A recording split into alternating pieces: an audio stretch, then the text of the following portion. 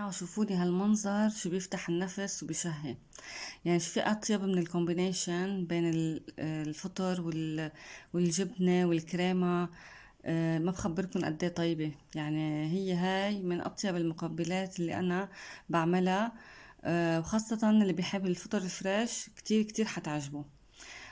لتعرفوا كيف حضرت هالوصفة اللذيذة جدا، تابعوا معي لآخر الفيديو بخطوات سهلة وبسيطة بمكونات كمان بسيطة.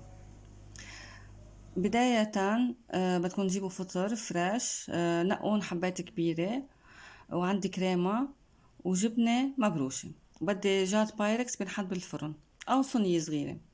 أول شي بدي نظف الفطور من أي شي، سواد صفار، هول الأشياء اللي الشوائب اللي بتكون على الفطور، يا إما بالسكينة أو بالمنشفة أو بالمحرمة، يعني كيف أنتو بتحبوا، بس اوعى ينغسل. بس ينغسل بتروح طعمته، بتتغير كليا طعمته.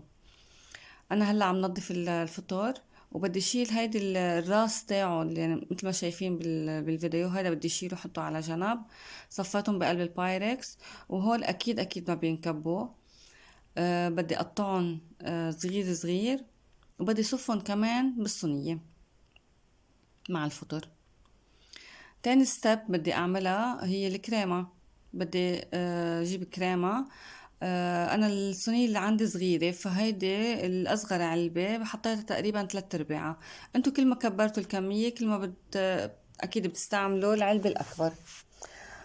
حطيت اول شي الكريمة، وبعدين هلا بدي احط ملح، وبدي ارجع احط فلفل اسود.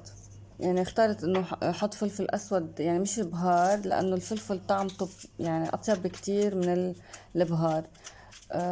بيعطي طعم طيب للاكل.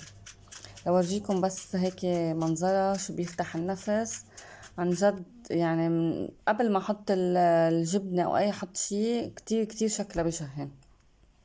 وهيك حطيت الجبنة فوقها، وصارت جاهزة لأنه حطها بالفرن. بدأ تقريبا بالفرن من تلت ساعة لنص ساعة تقريبا، على 180 درجة. بس تقريبا بس يعني يستوي الفطر وتسوح الكريمة وتحمروها، وهيك بتكون خلصت.